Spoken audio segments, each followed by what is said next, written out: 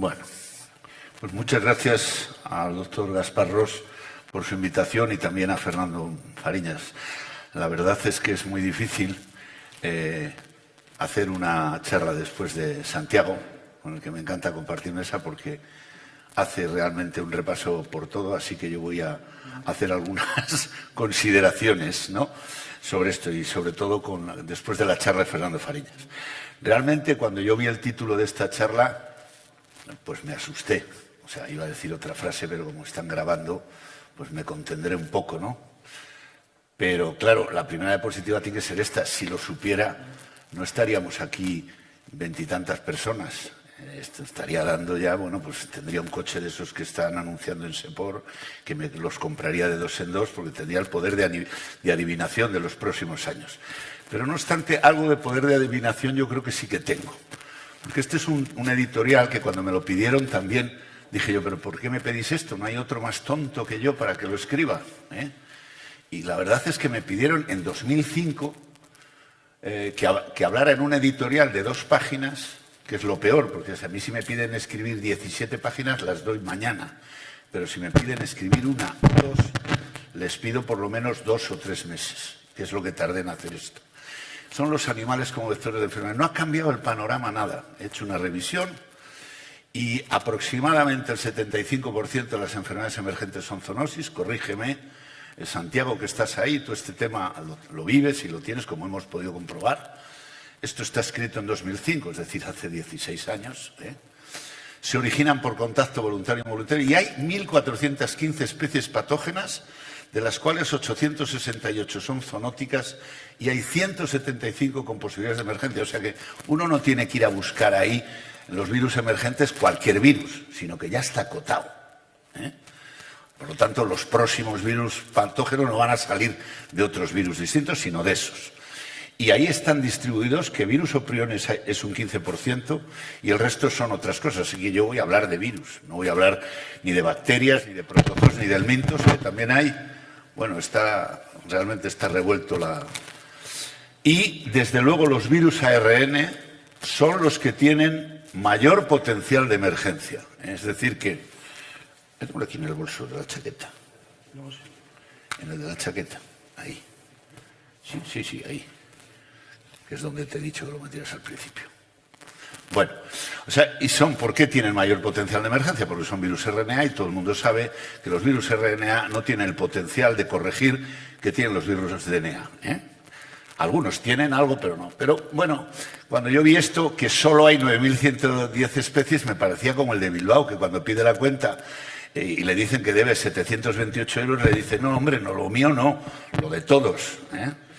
Solo 9.110, bueno, pues hay esas, ¿no? Nombradas y enumeradas. Entonces, las reflexiones que yo me hago, bueno, pues es que, y no son mías, son también de un virólogo de la Universidad de Columbia, sin virus no estaríamos vivos. O sea, en 2020 se agregaron el International Committee of Taxonomía Viral, veo que saca fotos Santiago, luego yo creo que esta le interesa muy bien, agregó 1.044 especies nuevas a la lista oficial y esperan todavía miles a la cola. Hay ahora una fuerte evidencia de que los virus no surgieron una vez. Los virus son ángeles expulsados del paraíso de las células superiores, son realmente trozos de cromosoma más o menos sofisticadamente recubiertos por proteínas, pero lo que quieren es volver siempre al hogar. Por eso son intracelulares, por eso se reproducen intracelularmente. Y parece que surgieron varias veces, por lo menos en ADN, en los bicatenarios de ADN, que son los más próximos al cromosoma nuestro, que es ADN bicatenario, pues surgieron en 4 ocasiones distintas. Hay incluso algunos virus que utilizan un alfabeto genético alternativo, en que sustituyen una de las bases químicas. Y hay, bueno, pues millones de virus por descubrir y lo importante es que los virus pueden saltar de un pez a otro amenazándonos a nosotros, a nuestros animales o nuestros cultivos. Y ese es el principio.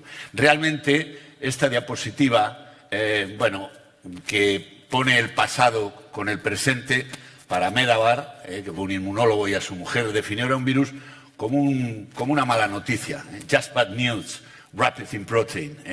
Solo malas noticias envueltas en proteínas. Pero, sin embargo, con la genética, digamos, con lo que es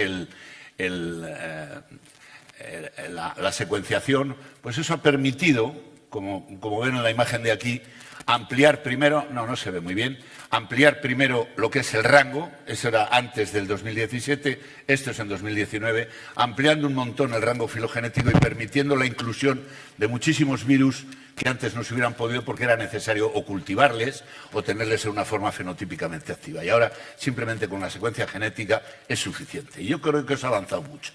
Bueno, desde la perspectiva One a los virus les debemos considerar como que hay ecosistemas y organismos que dependen de los virus, que sin los virus no existirían, que han impulsado la evolución durante millones de años porque trasladan genes de unos organismos a otros. Robert Gallo, hablando con él una vez en un congreso, decía que realmente los humanos somos herencia de nuestros abuelos, de nuestros bisabuelos, de nuestros tatarabuelos y tatatarabuelos y de todos los retrovirus que han infectado a los humanos durante millones de años y que se han quedado ya como genes internos nuestros y que forman parte de nuestra expresión fenotípica. O sea que así tenemos que contemplar a los virus. Y bueno, pues los sapiens somos los últimos huéspedes y esto es muy importante. Los protagonistas, ¿dónde estamos exactamente ahora? Con el mapa del Panal, que prácticamente pues todas las celdas parecen iguales. Ya vemos que no, que los virus, no podemos hablar de los virus son diferentes, monocatenarios, bicatenarios, RNA segmentado, RNA monocatenario segmentado, RNA bicatenario, etcétera, etcétera. Son muy complejos. Bueno, pues la primera clasificación para aproximarnos a cuáles van a ser los próximos virus respiratorios emergentes pandémicos es ver qué virus han saltado a humanos o coevolucionado con ellos. Y aquí hay unos que nadie pensaría que el sarampión tiene un origen animal, el VIH por supuesto, es simio, la viruela que está ya erradicado y por supuesto la gripe y los coronavirus. Y hay otros que lo intentan con escasa fortuna y fíjense que lo que está en la parte derecha es un poco como el chiste de Eugenio, cuando va a buscar algo bueno para las cucarachas y el farmacéutico o el droguero le da el ZZ Extra Luxury King Size última generación. Y le dice, no, le he dicho algo bueno, eso las mata. Bueno, pues todos los virus de la derecha matan enormemente. Tienen tasas de mortalidad que aproximadamente tienen un 40, un 50, un 60%.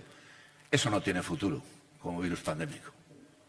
Nadie muerde ni pega la mano que le da de comer y en biología eso se paga caro.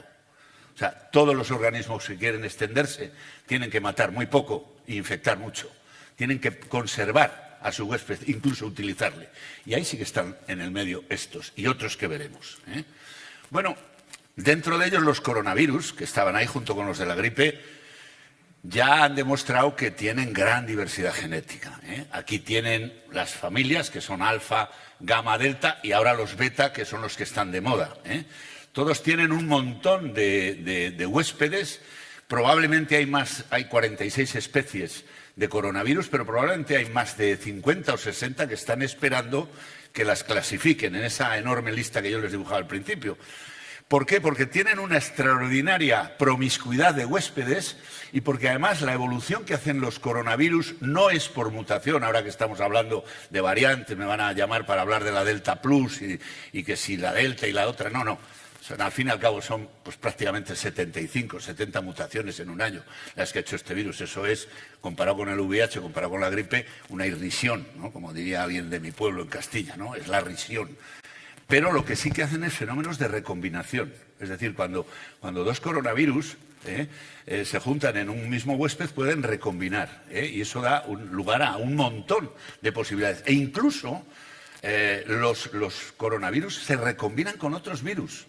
De hecho, el virus de la gripe C, que prácticamente es un virus desconocido, que causa 4 catarros, no hace ni epidemias ni pandemias, tiene una hemaglutinina que es una hemaglutinina esterasa, que lleva en la misma partícula de la molécula lleva la hemaglutinina esterasa y probablemente es de origen coronavírico, digamos en el virus ancestral, porque hay coronavirus que tienen esa hemaglutinina esterasa.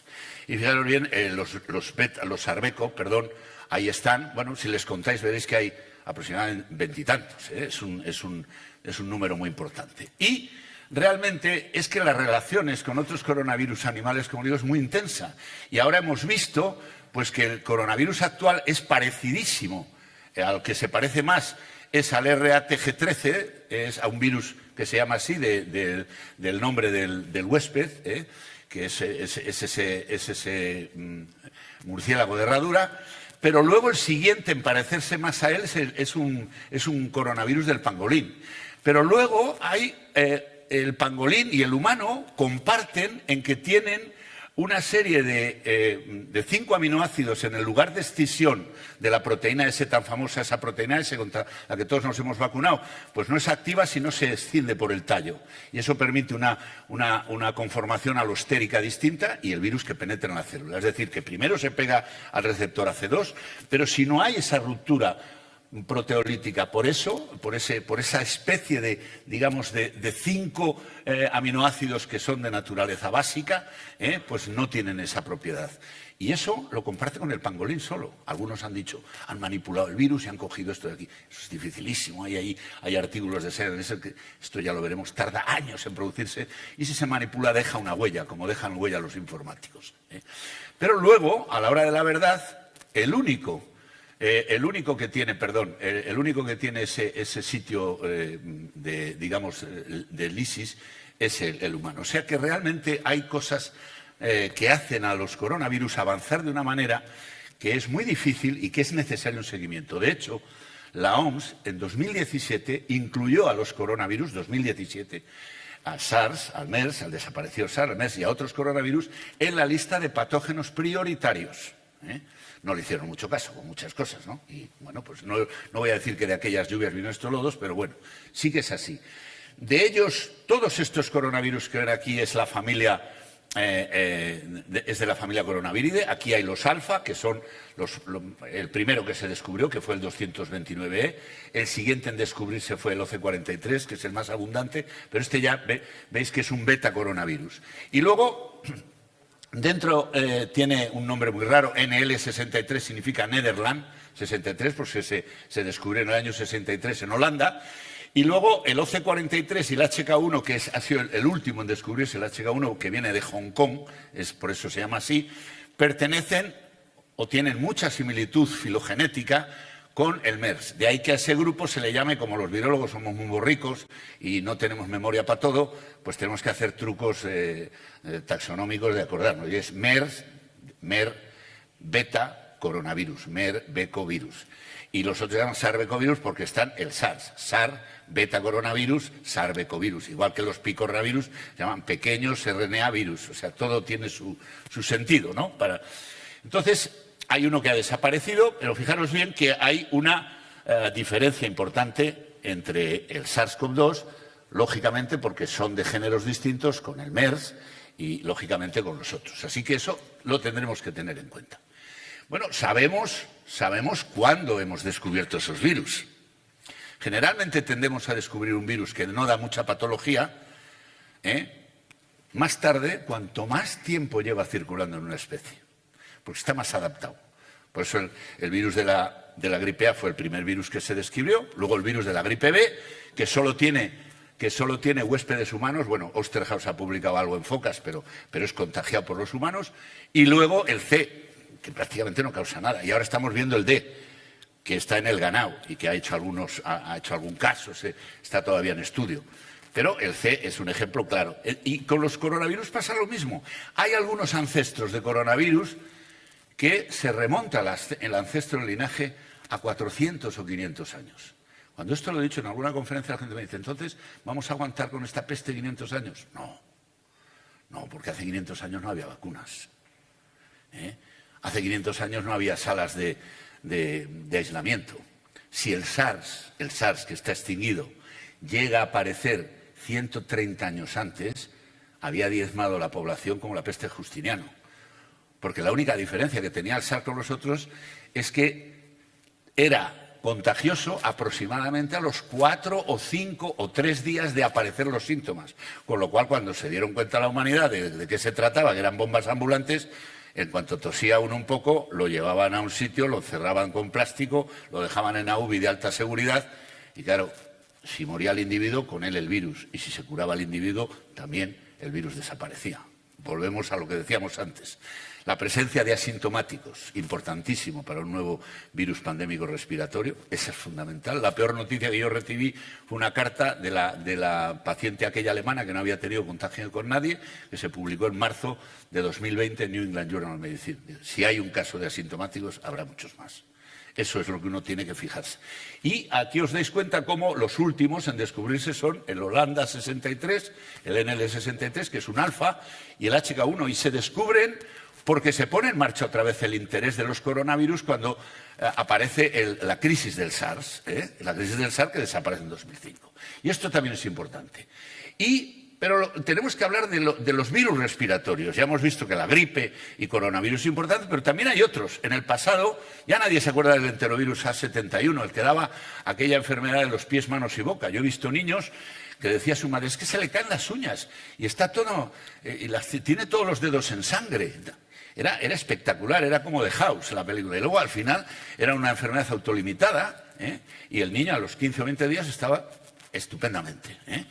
Hemos tenido el SARS, hemos tenido el adenovirus 14, que ha afectado pues a más de 4 países en 2006, que no dio excesivos casos, pero que produjo algunas muertes.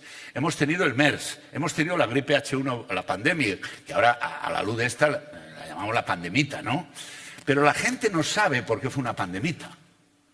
Y fue una pandemita porque cuando pasamos una gripe tenemos una cosa que se llama el pecado original antigénico gripal. Es decir, que cuando pasamos una gripe, igual que algunos nos acordamos del primer beso que dimos y de cómo se llamaba la chica, otros no, porque a lo mejor ahora dan tantos que se les olvida hasta los de la noche anterior, ¿no? Pero a mí sí, yo me acuerdo de eso.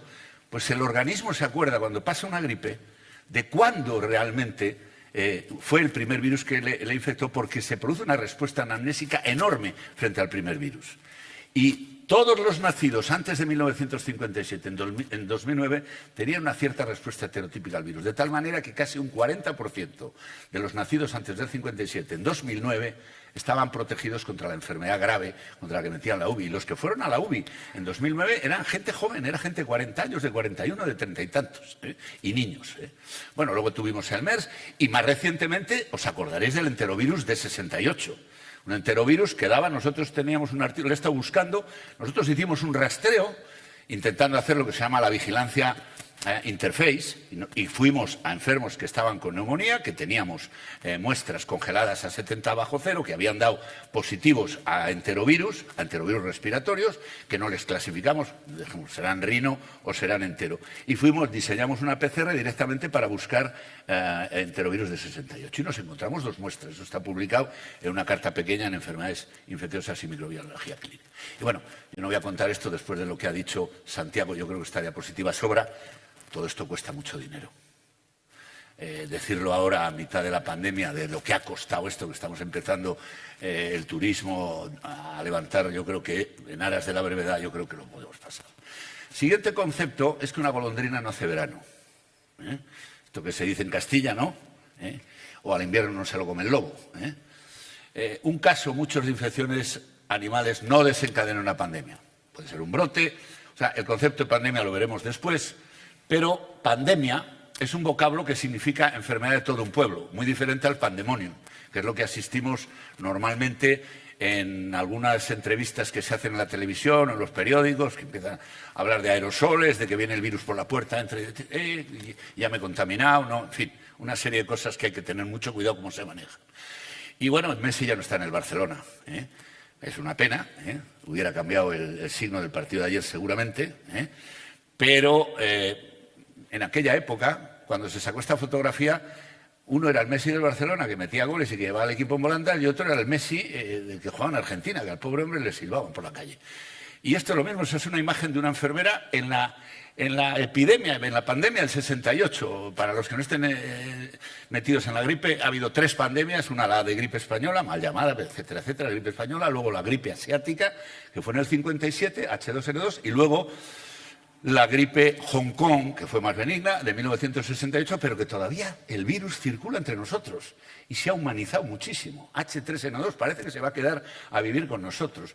Y esa es la imagen de aquella enfermera.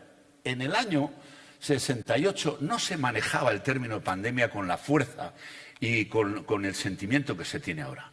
El término de pandemia no era un término que entendiera todo el mundo, ni que se manejaran los periódicos. De hecho, uno ve los periódicos de esa época, incluso los de la gripe, y no se habla de pandemia. Se habla de la gripe, de la epidemia de gripe, etcétera, etcétera, pero no de pandemia, ¿eh? Y yo creo que es importante saber que la pandemia es la difusión comunitaria, es decir, en la comunidad, de una infección con transmisión sostenida, eficaz y continua en 2 o más continentes, ¿eh? Y esto es lo que ocurrió en 2009. Los periodistas me preguntan, ¿pero no se está muriendo gente?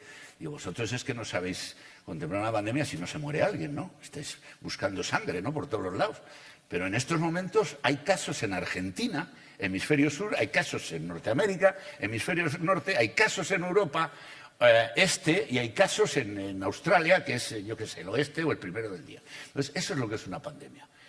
Y no confundirlo, porque yo asisto a muchas charlas con compañeros míos que son buenísimas personas, suficientemente formadas, pero en salud pública, yo soy especialista en salud pública, además de microbiólogo, hay que diferenciar muy bien lo que es una pandemia de lo que es una emergencia sanitaria. Que a veces las emergencias sanitarias no se continúan en pandemia, pero que es una manera que tiene la OMS, que empezó en 2003 porque no le gustó cómo se había avisado y cómo habíamos reaccionado con el SARS, para poner aviso, recursos y canalizar ayuda internacional al sitio donde es necesario. Y ha habido hasta ahora pues 6 alertas o emergencias de salud pública de importancia internacional.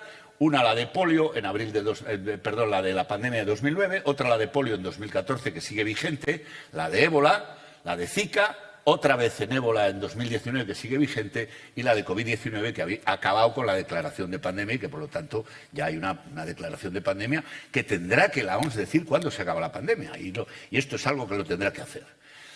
Bueno, ¿qué mecanismos hay? Pues yo creo que todo el mundo está pensando lo mismo que yo, porque después de haber oído esto, pues es cuando uno junta el hambre con las ganas de comer, pues ya se sabe lo que pasa, desaparece. Es por eso por lo que tardaba en entrar a la gente en la mesa, porque hay cosas muy ricas ahí fuera, y dice, voy a oír un rollo yo patatero de los próximos virus, y será todo mentira, ¿no? Bueno, pues estos son los protagonistas. El Génesis, cuando en el 5.º día de la creación dice el Señor Todopoderoso que pululen y revoloteen las aves por encima del ya está marcando un sistema para que los virus de la gripe estaban antes, se habían creado antes, pues ya tenían un sitio donde viajar. ¿Por qué? Porque en las aves se da una serie de fenómenos, como saben los veterinarios, que son importantísimos para los virus de la gripe. Es decir, el primero, no se hacen daño. Las aves reaccionan con un sistema inmune de muy corta duración, de tal manera que se pueden infectar por el mismo subtipo a lo mejor en 7 meses o en 8 meses. En segundo lugar, en la presión inmune, al no haber presión inmune, no hay selección genética. No hay variación, no se seleccionan variantes. Está en su estado salvaje. Al no tener, el virus varía todo lo que quiere y muta un montón. Y los que no mutan dicen, sí, tú muta, que ya veremos lo que duras. Y claro, la única mutación que tiene interés es la que infecta más, pero no la que infecta menos, no la que escapa al sistema inmune, porque no lo hay. Por lo tanto, las aves son un banco genético de primera magnitud y donde conviven todos los subtipos de... Y esto es importantísimo. Y luego la casa de todos los virus,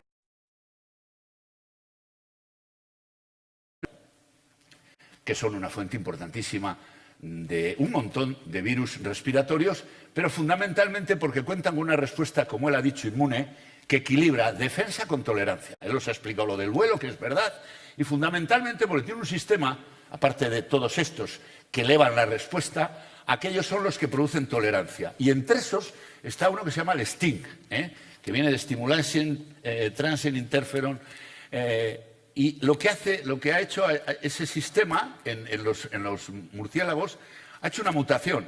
Y esa mutación en ese sistema, que se diferencia a todo el resto del sistema STING de los mamíferos, hace que no reaccionen de manera tan inflamatoria frente al DNA ese que ha comentado Santiago, que sale como la consecuencia de volar. Y entonces eso les produce una tolerancia al DNA y, como consecuencia, una tolerancia a DNA, a RNA y a virus, que en definitiva, lo que os he dicho, independientemente de que sea una mala noticia, son trozos de RNA.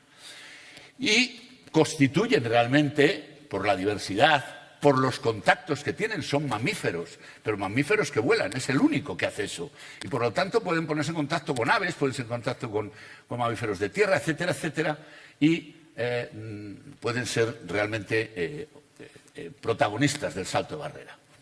Hay más animales reservorios, pero para virus respiratorios no tantos, pero ahí teníamos que citar todos estos que veis aquí y probablemente alguno más. Y he puesto incluso las mascotas, He puesto incluso las mascotas porque, como sabéis, en coronavirus está demostrado que los coronavirus pueden infectar a gatos o pueden infectar a perros, aunque hasta ahora no se ha visto que tengan presión suficiente para promover o reordenamientos, o recombinaciones o presión para hacer variantes. Y bueno, esto es sabido, el trayecto virológico de la gripe es que desde ese banco genético que decíamos que son las aves, pues frecuentemente, por eso la flecha es muy gorda, se pasan a huéspedes intermediarios. Y sobre todo el cerdo es muy importante, porque fijaros bien que los virus aviares utilizan como llave, igual que el coronavirus utiliza el receptor AC2, los virus aviares utilizan un receptor que solo le tienen las aves. ¿Y dónde le tienen las aves? Iba a decir en el culo, pero no lo digo, en el aparato digestivo. Mientras que el receptor de los humanos, que es Neu-alfa-2,6, que es un receptor siálico, lo tenemos en el epitelio de la faringe y en el epitelio del árbol bronquial. Solo tenemos alfa-2,3 en los neumocitos de tipo 2 en los alvéolos. Y eso hace que las contaminaciones tengan que ser por aerosoles o por polvo en instalaciones muy contaminadas de gripe aviar. Entonces le inhalamos y le inhalamos profundamente hasta los alvéolos y por eso se producen las infecciones, por ejemplo, de H5 o de H7. Pero veis cómo realmente acaba en los humanos, donde puede producir casos esporádicos, y esto lleva tiempo, porque es un proceso de variabilidad y adaptación. El salto de especie no es que yo voy por la calle, me viene una gallina y que está haciendo caca y que está infectada por virus, me cae en un ojo, me le froto y ya estoy infectado. No, eso no es el salto de especie. Eso sería una infección zoonótica, esporádica, pero no es el salto de especie. El salto de especie tiene que haber una adaptación. Entonces, lo necesario para que ocurra una adaptación es que primero aparezca un nuevo subtipo viral, para que aparezca un virus pandémico respiratorio de tipo gripal, y la población humana sea naif, porque muchas veces se producen saltos de virus gripales, pero el subtipo de hemaglutinina que tienen, nosotros ya hemos pasado experiencias y prácticamente eso no tiene ninguna posibilidad de extenderse, al menos como un virus pandémico. Y esto es muy importante también tenerlo. Y entonces hay una historia que tenemos los humanos. Aquí la gente de la sala, que sabe perfectamente, o debería de saber, el año en que nació, pues se puede colocar en la lista. Es decir, los nacidos antes de 1965 pues están fundamentalmente infectados por el H3N2 y a lo mejor han tenido posibilidad de infectarse por el H1 antiguo, que circuló muy poco o daba brotes cada 3 años, o sobre todo por el nuevo pandémico, por el que apareció en 2009 y que sigue. Los que tengan más años pues han tenido más oportunidades de ponerse en contacto con más virus. ¿Por qué? Porque cuando aparece el H1N1, en 1918 se lleva por delante a los virus que circulaban. Cuando aparece la gripe asiática H2N2 ya desaparece el virus H1N1, porque cuando aparece un virus pandémico, los que pertenecen al mismo grupo filogenético, que hay dos en la hemaglutinina, el 1 y el 2, hacen desaparecer los del mismo grupo filogenético. Ya no existen, solo existen en colecciones. Así que eso condiciona mucho y hay un modelo, fijaros bien, aquí se piensa. Este es el modelo antiguo, que es el modelo de circulación evolutiva, en que parece que las hemaglutininas que nos han infectado son la H2, la H3, la H1. La H2, la H3 y la H1. ¿Cuál sería el próximo? Tendría que ser H2. Pero H2 solo circuló 11 años, el de la gripe asiática. No sabemos dónde está. Estará en las aves, probablemente, que es el reservorio natural, pero no ha vuelto a aparecer. Y esta es la explicación. Digamos, la humanidad en total, en conjunto, que es lo que está ahí representado, va perdiendo inmunidad, como veis en los triángulos de aquí abajo, desde la aparición pandémica hasta que... Y cuando ha perdido inmunidad frente al subtipo anterior, viene el siguiente, viene otro, viene el H3.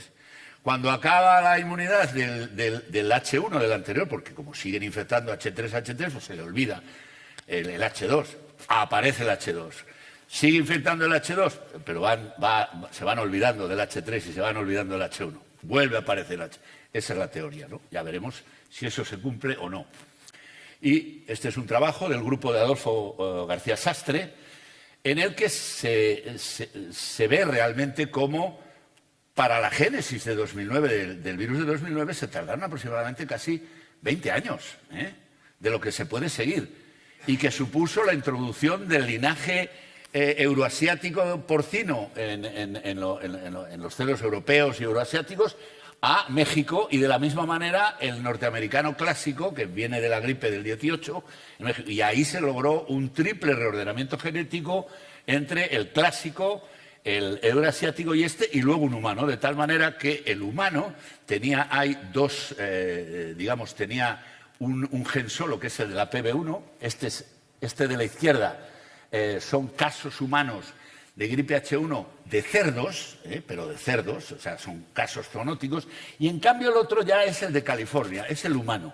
Y la diferencia, si veis, entre esos es que tiene la neuraminidasa y la proteína M del linaje euroasiático, y eso es muy importante, porque la proteína M es una diana para los adamantanos, para la rimantadina y la mantadina.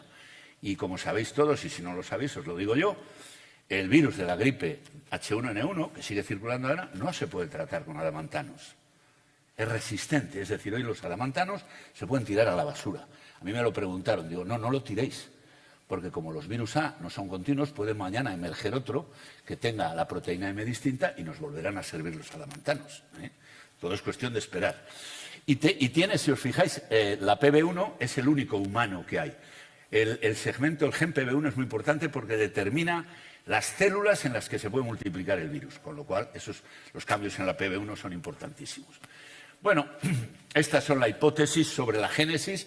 Parece ser que es probable que fuera China y que llegara de China con infecciones no muy graves, sino preadaptándose a todo lo que eran los trabajadores de lo que entonces estaba digamos, el ferrocarril, las carreteras en América, y de ahí pasó a los campamentos de soldados. Se habla de Fort Riley, y realmente, bueno, desde entonces América cada 2 meses estaba mandando, perdón, cada 15 días estaba mandando un barco con más de 20.000 soldados jóvenes que salían infectados o casi infectados y que llegaban a Europa en un estado tremendo, y eso fue lo que hizo que la censura dijera que no había gripe, y como España era un país neutral y dijo que había gripe, pues le llamaron gripe española. Incluso algunos dicen que puede ser Europa.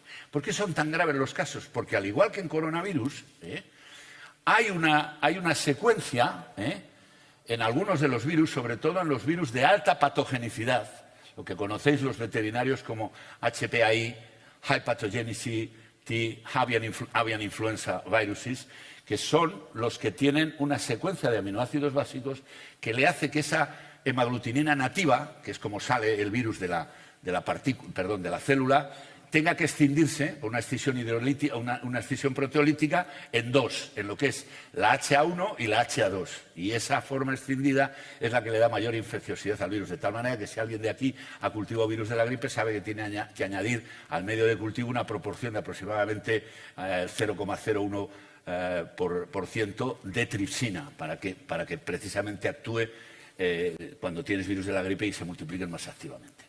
Y eso hace que sean mucho más. Y habéis visto que cuando llegó lo único que tuve que hacer para dar alguna conferencia fue trasladar el esquema del de la gripe al coronavirus, que es igual. Necesita huéspedes intermediarios, probablemente la transmisión de ese gran grupo de mamíferos, que hay tantas especies, que son los murciélagos. Dicen los biólogos que cada país tiene 2 o 3 murciélagos propios, o que se puede dibujar cada país por el mapa de murciélagos que tiene, porque unos son comunes y otros no. Los huéspedes intermediarios, que son todos esos que veis, y muchos más, y luego el llegar a humanos. O sea que es exactamente lo mismo que decíamos antes.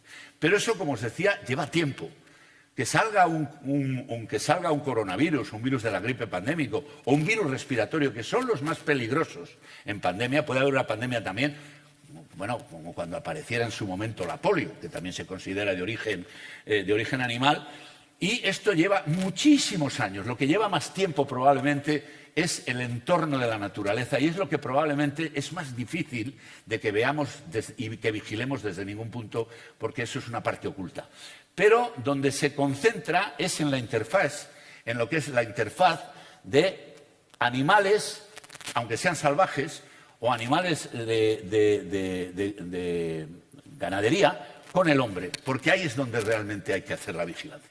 Y eso puede llevar menos años hasta que se produzca la adaptación definitiva al virus. Pero, en definitiva, como he dicho, puede ser algo que dure 20, que dure 30 años. O sea que lo que estamos vigilando ahora nosotros y los beneficios será bueno para las siguientes generaciones. Estaremos contribuyendo al One Hill, no lo mío, sino lo de todos, lo del planeta y lo de los demás. Y ha habido otros eventos de transmisión zoonótica. Por ejemplo, se han visto que ha habido vacunas virales del serotipo de paramisovirus del serotipo aviar 1 y coronavirus aviaros que de aves comerciales que se han transmitido a aves salvajes. O sea que muchas veces lo que hacemos en veterinaria o lo que se hace tiene consecuencias. O sea, yo cuando oía la esta de Santiago digo, sí, y también en las vacunas vivas.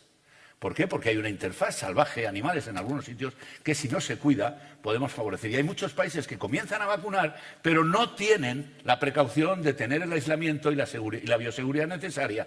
Y eso permite que puedan, sí, estás vacunando, estás protegiendo, pero también estás intercambiando virus con los de fuera, etcétera, etcétera. Y yo creo que eso también es importante. Bueno, luego realmente viene la comunicación.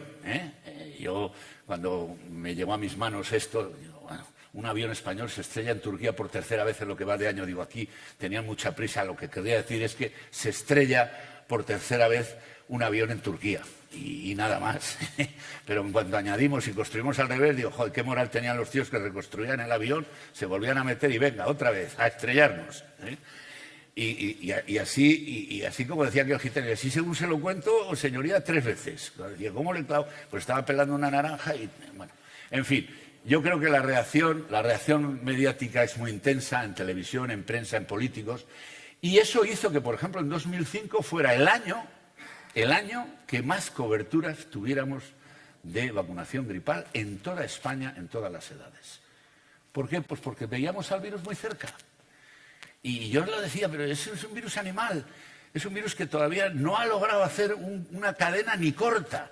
No como el H7, que ha hecho cadenas cortas de transmisión, o como el MERS, que es un coronavirus que todavía no se ha adaptado bien a los humanos, que hace cadenas cortas de 2, 3 contagios secundarios a partir del primario, pero nada más, luego no difunde más, porque todavía no está bien adaptado. Pero esto es lo que hay. Y realmente cuando llega a Europa y a África, que es lo importante, porque cuando llegan los virus a África es probablemente que no salgan, pues realmente aquí lo que vemos es que hay distintas introducciones del H5. ¿Y cómo se introduce? Pues se introduce probablemente por el comercio internacional y por los mercados. Y alguien se preguntará, hombre, pero si cuando hubo el brote de H5N1 primero en 1998 primero y luego la reemergencia en 2002 se prohibió el tráfico internacional y tal. Ya, pero el tráfico internacional en África tiene otros parámetros. Y cuando se necesita proteína, pues se saca y se traen barcos y se trae todo, y se traían aves que estaban fuera del mercado, y así fue como se llegó a África. Y realmente, bueno, pues la siguiente alerta ha sido por H7N9 y ha habido una rápida extensión que ahora es la que preocupa por el H5N8, que estaréis al corriente de él.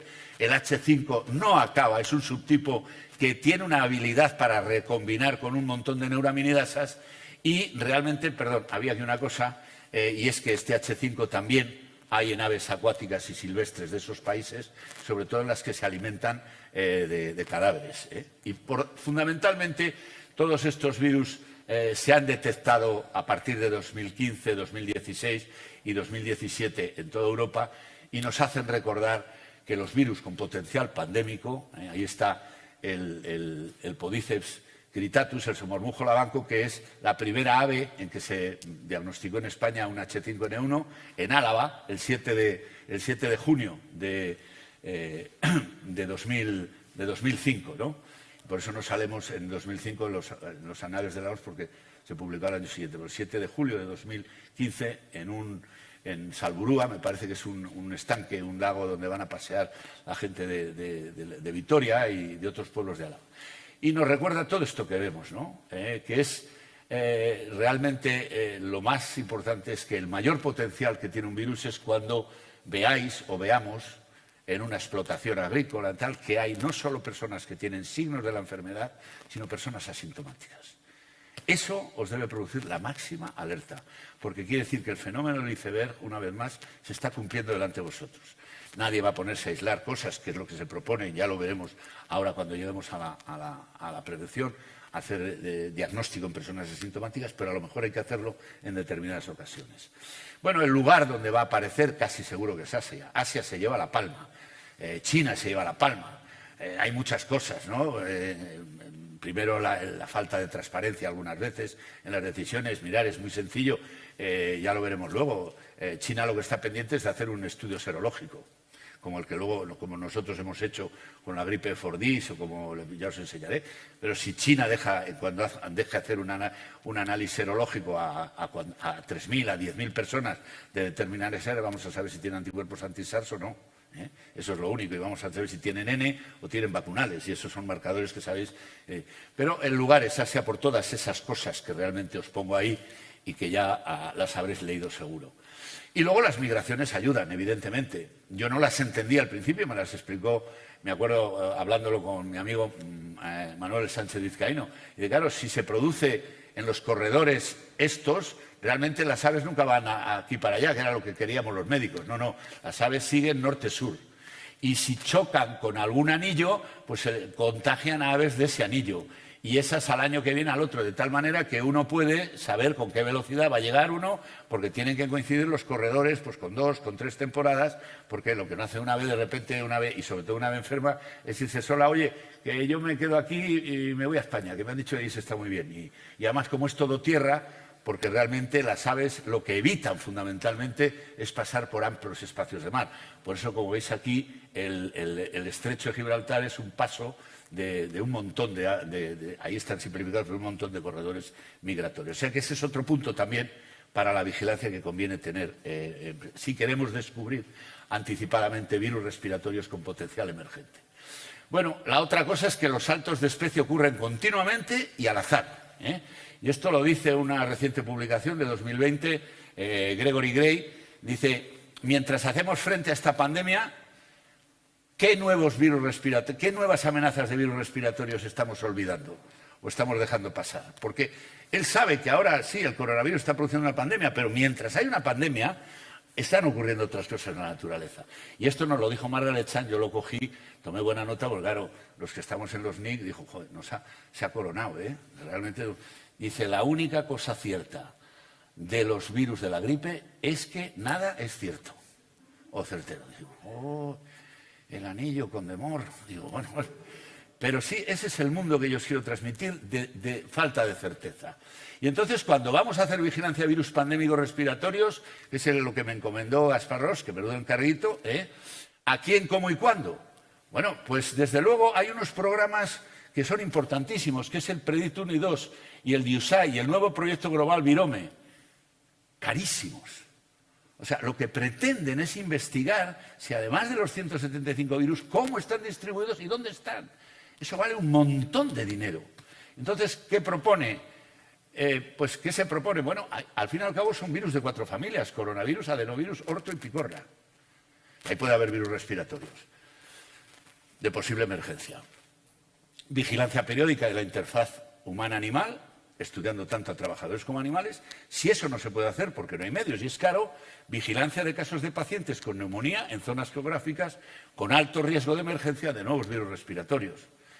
Lo que hay que hacer es, lo primero, y esto es de mi trabajo, del trabajo de 2005, la identificación clínica de los primeros casos de una enfermedad emergente es el primer paso para su posterior control e investigación. Y para eso solo hace falta que los médicos le digan al paciente en una historia clínica si ha tenido contactos con animales, dónde trabaja, si pasa en los fines de semana en el campo, si ha pasado uno en el campo, que haga una historia clínica para animales cuando esté ante una infección que es difícil de clasificar. Y eso es muy importante. Y luego, bueno, pues la OMS nos avisa. Tiene una página que es de Influenza de Human Animal Interface, que nos dice, bueno, pues por ejemplo, que esos son, fijaros bien, todo el parámetro de la saga de los Corleone, H5, y luego los H7. Y bueno, pues hay H9, que está medio desaparecido, y H10N3, que fue el que declararon los chinos un poco para quitarse el muerto de que no eran transparentes hace 4 meses. Fue cuando me llamó Iker para que le contara y luego me metí un embolado de coronavirus que no vuelvo a ir por allí. Pero bueno, es el H10.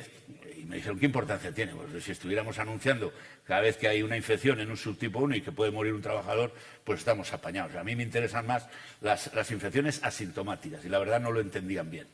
Bueno, la OMS tiene este sistema, que es el GIRS, el Global Influenza Surveillance and Response System, que es una red de 140 y tantos laboratorios repartidos por todo el mundo, en donde estamos pues, en Valladolid, este es nuestro centro, este es el triangulito de aquí, y ahí hay las alertas. Este es un ejemplo de la alerta que recibimos por Internet el 25 de abril de 2009. Cualquier virus de la gripe A no subtipable es recomendable fuertemente que sea mandado inmediatamente a uno de los 5 centros colaboradores, es decir, nosotros lo teníamos que mandar a Londres, que es nuestro centro. Esto me recordaba dice, terremoto, movimiento sísmico localizado en su municipio. Rogamos que tomen medidas e informen a esta comisión, en la época de Franco. Dice, movimiento sísmico aplastado de raíz. Epicentro y otros colaboradores afusilados. Dice, para los 5 días nos ha venido un terremoto que nos ha jodido medio pueblo. Pues esto es un poco lo mismo, te avisaban así. Pero esto necesita una coordinación y necesita dinero. Y aquí hay unos partners que aportan 28 millones anuales a la OMS de euros para realmente tener esta coordinación, GIRS, los centros H5, la Organización Internacional de Salud Animal o la OMS de los animales, y la iniciativa de compartir datos y GISAID, que es digamos, la plataforma donde se envían los estos. La Oficina Internacional de Epizootias, que es como se llamaba esta prestigiosa organización, incluso más antigua que la OMS, que nace en 1924, pues es tan prestigiosa que el nombre de ahora sigue teniendo el acrónimo de Oficina Internacional de Epizootias, para dar una imagen de continuidad, a pesar de que lo podía haber puesto. Y yo estoy muy contento con que eso ocurra. Y realmente, bueno, pues esto es lo que hacíamos. Nosotros, esto es un trabajo de 1977, cuando hubo el brote de Fordis, aquel que se vacunó hasta John Ford. Los más jóvenes de aquí no se acordarán de eso, porque a lo mejor ni habían nacido, pero ahí estábamos en el laboratorio, eran estos trabajos que le firmaba el jefe en primer lugar, y el currante, el que hacía la iniciación de la multiplicación, era servidora, que en aquella época, pues fijaros, tenía muchísimos menos años que ahora. Y lo que nos dimos cuenta, pues lo mismo que muchas veces, solo las personas mayores de 50 en el 77 tenían anticuerpos que les protegían o que les podían proteger si venían aquellos virus que estaban vacunando en Estados Unidos los cerdos, pues se llevaron un susto de muerte porque creían que volvían a empezar la rueda de la fortuna de la gripe española vimos efectivamente que no había más. Y lo mismo ocurrió en la alerta, esto ya se ve que es antiguo, no había internet, había pues nada, había el servicio correos, y me acuerdo que llegó en diciembre, cuando estábamos discutiendo con el jefe si nos cogíamos vacaciones, porque allí no había nadie, ni había alumnos, ni había nada, y nos llega este telegrama que pone Influenza Strains H1N1, similar tu AFM 147, el Formount, que es un tatarabuelo de la gripe del 18, diferente a la gripe de cerdos, se ha aislado en moderados brotes en Rusia y en Hong Kong. Relevante información, stop, dirija aislamientos sospechosos a Londres o Atlanta y los sueros y el antígeno los mandaremos pronto. Bres Unisante, que era el acrónimo de la OMS en aquella época, ¿no? Y nosotros, siguiendo las órdenes, ahí está el 14 de diciembre. Por cierto, este telegrama estoy buscándole ahora en el despacho y no lo encuentro, porque lo tenía guardado como si fuera un tesoro, menos mal que le saqué fotos. Pues vimos lo mismo, que había un 13% de la población con anticuerpos a 1,40. Eran mayores frente a otros virus, fijaros el Texas, que es H3N2, el FM1, pero frente al nuevo había muy poco, con lo cual planteaba, y de hecho la emergencia de la gripe del 77 o la reemergencia se quedó con nosotros hasta que apareció el virus de 2009 que le borró del mapa siguiendo lo de siempre. Y lo mismo ocurrió, yo me siento muy orgulloso, de un caso de gripe porcina en humanos, es un caso típico de gripe zoonótica, sin más preámbulo, pero que fue detectado por la red de vigilancia de la gripe en España y que, bueno, se fue en Zaragoza, llegó hasta el centro de allí, del hospital, y se diagnosticó. Y eso da idea de cómo la vigilancia nos puede anticipar acontecimientos. Acontecimientos, por lo menos, ahora tenemos que aprender con los corona, y yo propongo que se amplíe a esos otros de otras familias. Esta es la gripe, la presentación clínica que hemos dicho, y sobre todo lo que debe llamar la atención es que la sintomatología generalmente no suele ser la de una gripe, sino es un proceso que tiene distinta sintomatología. Muchos de los casos que hemos visto tienen conjuntivitis, tienen afectación multiorgánica o tienen distrés respiratorio o tienen otras cosas que no se dan frecuentemente en la patología de la gripe corriente en los humanos. Y bueno, la otra cosa es que a muchas de estas personas, por unas razones o por otras, les ha costado la vida.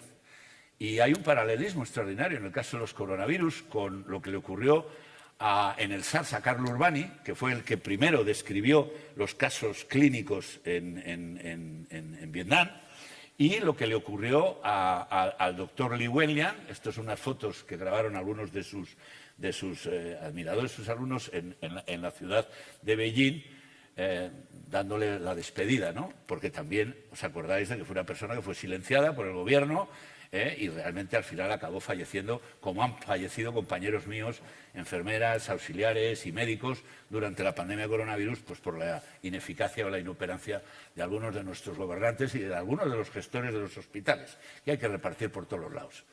Bueno, esto es algo que sale de... No sé si os acordáis de la polémica que hubo, que se quería prohibir la publicación en Science y en Nature, dos de las revistas más prestigiosas, de la secuencia de genética que haría que la gripe aviar pudiera contagiarse a humanos, que se han hecho modelos. Este es Ron Fuchs, al que conozco personalmente, que es discípulo de Albert Hosterhaus y que está en el Erasmus en Rotterdam, que es uno de los sitios que más investiga en zoonosis animales, en cerdo en particular, en aves también. Y realmente al final se publicó, porque decían que es que se publicaba que iban a poder fabricar el virus cualquiera. Y digo, no, hombre, eso se sabe precisamente y esa es la manera de controlarlo. Y de la misma manera, pues nosotros, cuando la OMS dijo que había que mantener la vigilancia de la gripe y monitorear el SARS-CoV-2, lo que se llama el repurposing, el reposicionamiento de los sistemas de vigilancia, pues nosotros escribimos una carta al Ministerio diciendo que sí, que se debía de hacer eso, pero que no se debía descuidar la vigilancia de gripe. Y realmente pues, no nos hicieron mucho caso, como suele pasar, y publicamos, por lo menos en español, en una revista española, para que se supiera que nos parecía que se estaba desvistiendo a un santo para vestir a otro. Yo no sabía que en inglés eso se llama Robin Peter to pay Paul. Se ve que la tradición en un lado es más religiosa, nosotros hablamos de los santos y allí llaman de coger a uno como Robin Hood pues para darle a otro, ¿no? Pero en definitiva es eso. Yo creo que tenemos que volver a una vigilancia de coronavirus, de otros virus respiratorios y de gripe, porque los más jóvenes de aquí, no es que sea un deseo, pero seguro que pasáis una pandemia de gripe y ojalá que sea como la anterior, que no sea como esta, pero seguro, una por lo menos, porque la historia lo dice así. Entonces, bueno, perdón, los virus son muy difíciles, pandémicos, de anticipar los acontecimientos. Esta es una foto, yo creo, muy ilustrativa, los bomberos sacando, que dicen que nunca se pisan la manguera, como los virus respiratorios, por las interferencias, pero realmente define muy bien la frase que hizo Nancy Cos, que es apuntar a una diana móvil en un mundo rápidamente cambiante. Esto es tracking a moving target in a rapidly changing world.